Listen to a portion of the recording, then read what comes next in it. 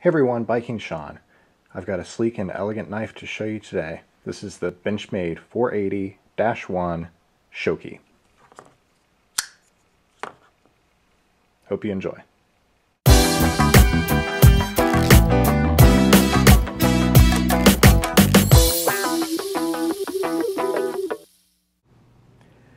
Here it is, the Benchmade 480-1 Shoki. Now the 480 comes in a couple of different variations. This is the 480-1, which comes with carbon fiber handle scales and M390 blade steel and titanium liners. This is a blue class Benchmade. This is made in the USA, as are all Benchmade knives. It has nickel hardware and of course carbon fiber handle scales.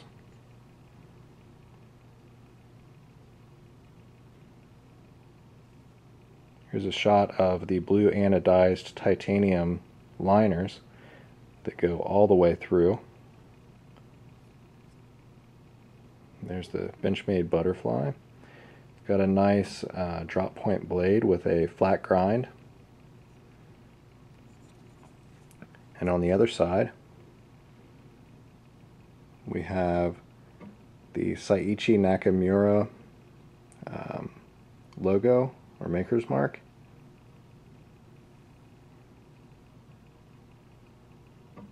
And M390 for the steel designation.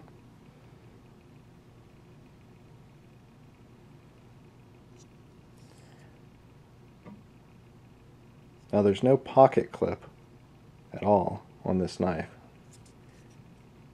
Instead, the 480-1 comes with a leather pouch. And the leather pouch has a pocket clip, so you could attach it to your pocket, but actually that'd probably be more useful as a money clip, in my opinion. And you can see that the knife just slides right in there, and it all fits in your pocket really nicely. But one of my buddies, fellow YouTuber Big Bubba 5037, Christian, he's actually going to hook me up with another little pouch here, and I'll definitely do an update when that arrives and show you guys that, because it's going to be pretty sweet. So the M390 blade steel is a Bowler powder metallurgy super steel, basically. M390 has a really high hardness. It's a 60 to 62 on the Rockwell hardness scale. It's more durable than D2, according to what I've read. And it has a high chromium content, which gives it excellent corrosion resistance. It also, the powder metallurgy way that they make the M390 blade steel leads to a very uniform carbide distribution, which allows this knife to have a really clean, sharp cutting edge. And I found this blade to be extremely sharp. I'll try to do a little cutting demonstration on camera here just to give you an idea. And this is sharpness straight from the factory. See if I can do this on camera. I'm horrible at this, actually.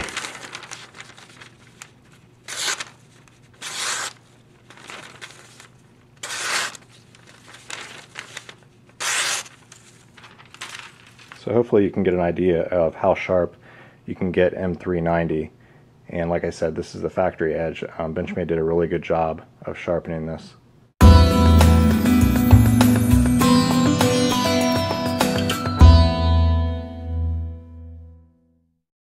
Another feature of the knife is the backspacer.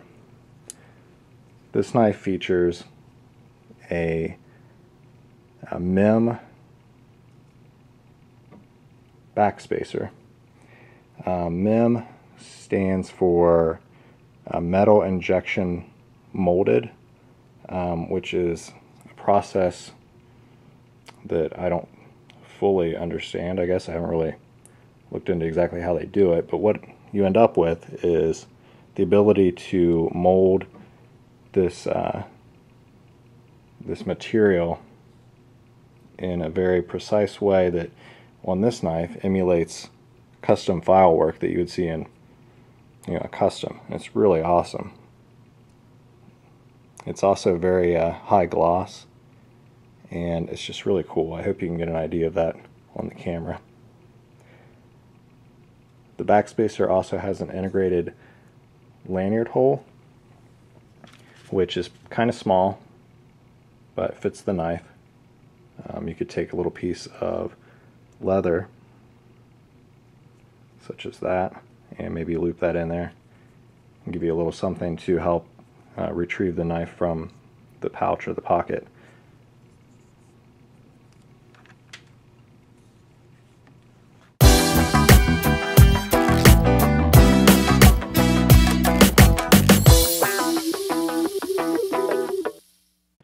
Okay, so deployment on the 480-1 is via thumb studs. And if you look, you can see that the thumb studs are offset. They're actually, really, it's a one-sided right-hand only thumb stud, which is right here.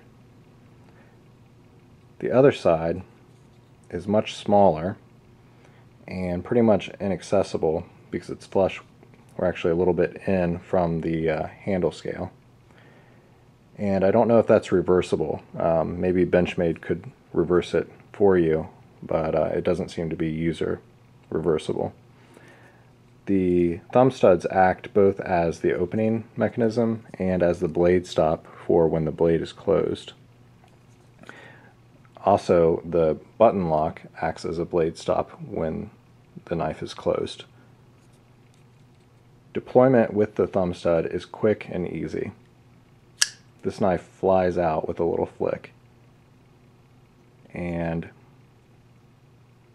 you can also open it slowly, which is nice and smooth. The locking mechanism on the Shoki is what they call a Nak lock, which is named after the designer Nakamura. And that is basically this button actuation here, and here's the lockup. The Nak lock functions very similarly to the Spyderco compression lock, such as what's found on the Paramilitary 2. On the Paramilitary 2, you have a liner that opens behind the blade tang and functions as the lockup that way. Likewise, the Nak lock has a similar springed liner which comes in right behind and actually kind of locks into a little groove in the blade tang and holds it pretty securely.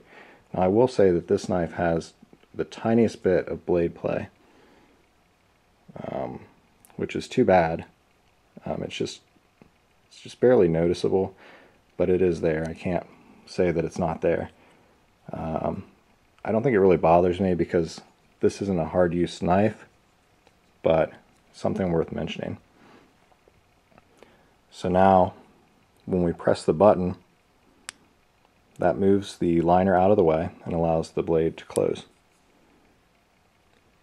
Also worth pointing out is that when the blade is closed, the button is completely flush with the handle scale, which I think is just really cool. It makes it very smooth, very sleek. Here's a quick size comparison with some other knives that people might be familiar with. Here's the Spyderco Sage 1 in carbon fiber.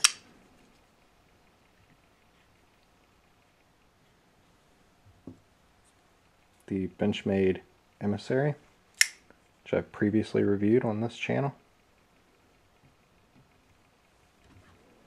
And and the Moki Kronos, which I've also previously reviewed.